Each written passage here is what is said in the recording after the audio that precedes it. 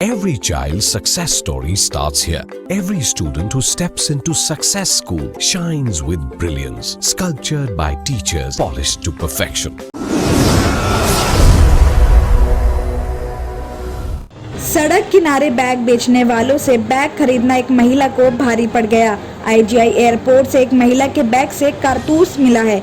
IGI airport DCP Rajiv Ranjan ने बताया कि मुजफ्फरपुर बिहार की रहने वाली महिला मालती देवी गो एयर की फ्लाइट से थर्सडे को दिल्ली से पटना जा रही थी। आईजीआई एयरपोर्ट पर चेकिंग के टाइम महिला के बैग से कारतूस मिला। महिला से कारतूस के डॉक्यूमेंट्स मांगे, लेकिन महिला के पास डॉक्यूमेंट्स नहीं थे। इसके बाद महिला के खिलाफ मामला दर्ज किया गया। आईजीआई एयरपोर्ट पुलिस अधिकारियों के अनुसार मालती देवी ने पूछताछ में बताया कि उसे कैंसर है। वो अपने बेटे के साथ रोहिणी के राजीव गांधी कैंसर हॉस्पिटल में इलाज करवाने आई थी। महिला ने बताया कि उसने हॉस्पिटल के सामने से ही सड़क किनारे से बैग बेचने वालों से बैग खरीदा था। उन्होंने बैग का पहली बार यूज किया था। उन्हें पता नहीं था कि बैग में कारतूस है। हालांकि पुलिस महिला के इस बयान पर विश्वास नहीं कर रही है। पुलिस का कहना है कि बैग नया है, फिर उसमें कारतूस कैसे आ सकता है। आईजीआई एयरपोर्ट पुलिस ने महिला को गिरफ्तार नहीं किया है, बल्कि पाबंद किया है। पुलिस कोर्ट के सामने इस कारतूस को रखेगी। अब कोर्ट आगे तय करेगा कि महिला के खिलाफ क्या कार्रवाई की जाए।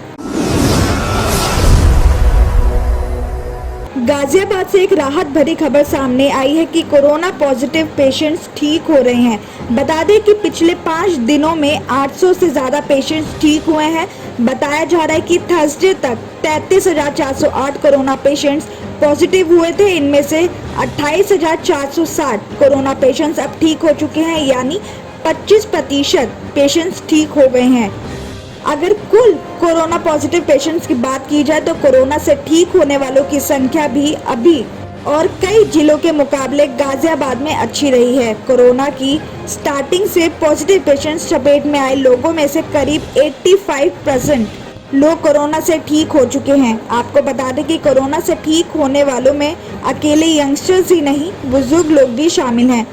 योग, मेडिसिन और कोविड हॉस्पिटल में नियमों को फॉलो करते हुए बुजुर्ग ठीक हुए हैं। डॉक्टर NK गुप्ता सीएमओ का कहना है कि लोगों को सावधानी बरतने की जरूरत है। हम अपनी पूरी फैसिलिटीज के साथ लोगों को कोरोना से ठीक करने की कोशिश कर रहे हैं।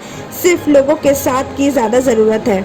और वहीं बात की जाए अगर राजधानी दिल्ली की, तो डॉक्टर अंजलि सक्सेना का कहना है कि कोरोना वायरस भले ही तेजी से फैल रहा है, लेकिन पेशेंट्स भी जल्दी ठीक हो रहे हैं। पिछले एक हफ्ते में ही 1,33,000 पेशेंट्स ठीक हो चुके हैं।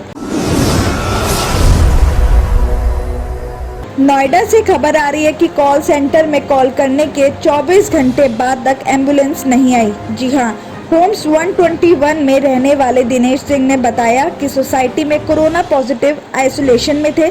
थर्सडे को उनकी तबीयत बिगड़ गई। ऑक्सीजन लेवल 88 तक पहुंच गया। जानकारी होने पर 108 कॉल सेंटर पर कॉल करके एम्बुलेंस भेजने को कहा।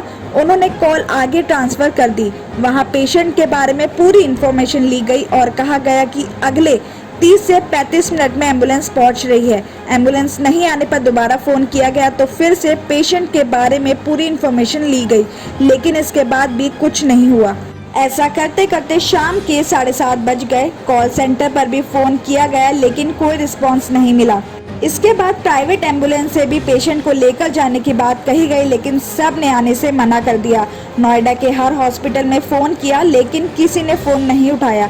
मजबूरी में एक पीपी किट खरीद कर पेशेंट के बेटे को दी गई। बेटा किट पहनकर अपने बेटे के साथ पिता को गाड़ी में बिठाकर दिल्ली के होली फैमिली हॉस्पिटल लेकर गया। वहां पर पेशेंट को एडमिट किया गया। दिनेश सिंह ने आगे बताया कि एम्बुलेंस के लिए सोसाइटी से 10 से ज्यादा लोगों ने फोन किया था, लेकिन कोई फायदा नहीं हुआ। हद तो तब हो गई जब अगले दिन कॉल सेंटर से फोन आया और पूछा गया कि एम्बुलेंस की सेवाएं कैसी लगी। इस बात पर आगे दिनेश सिंह ने कहा कि इससे ज्यादा लापरवाही और क्या ही हो सकती है। सरकारी तंत्र के भरोसे नहीं रह सकते। अगर कोविड वॉर रूम के मरीज को बेड अलॉट किया गया है तो एम्बुलेंस जरूर जाएगी। एम्बुलेंस को सबसे पहले उन्हीं पेशेंट्स को पहुंचाना चाहिए हॉस्पिटल जिन्हें ज्यादा जरूरत है। वहीं सागरपुर थाना पुलिस ने घर पर छापा मारकर अवैध रूप से ऑक्सीजन बेचने वाले कारोबारी को गिरफ्तार किया है। उसके पास सिलेंडर बेचने का कोई लाइसेंस नहीं था। पुलिस ने उसके कब्जे से 32 बड़े सिलेंडर और 16 छोटे सिलेंडर बरामद किए हैं। पुलिस गिरफ्तार कारोबारी के पूछताछ कर रही है। पूछताछ में जिला पुलिस इंगित प्रताप सिंह ने बताया कि दशरथपुरी के एक घर में अवैध रूप से ऑक्सीजन सिलेंडर रखे जाते हैं। बता दें कि एक कांस्टेबल ने इस बात की जानकारी सागरपुर थाना में दी थी। पुलिस ने तुरंत एक टीम बनाकर उस घर पर छापा मारा, जहां से पुलिस ने सिलेंडर बरामद किए हैं। जांच में पता चला है कि ये घर अनिल कुमार का है, जिसका इंडस्ट्रियल गैस सप्लाई करने का ही काम है। वो बड़े सिलेंडरों से गैस को छोटे सिलेंडरों में डालने के बाद उसे जरूरतमंद लोगों को 12,500 रुपए में बेचता था। उसका एक गोदाम मायापुरी में बताया जा रहा है।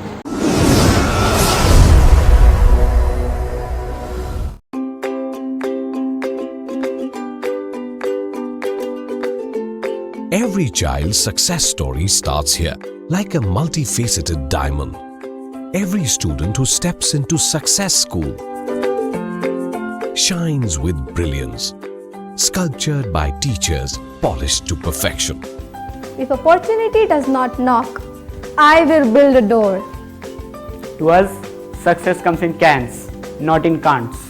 Success is falling 9 times, getting up 10.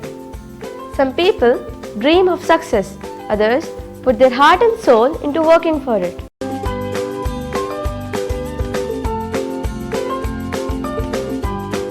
Success, finding oneself.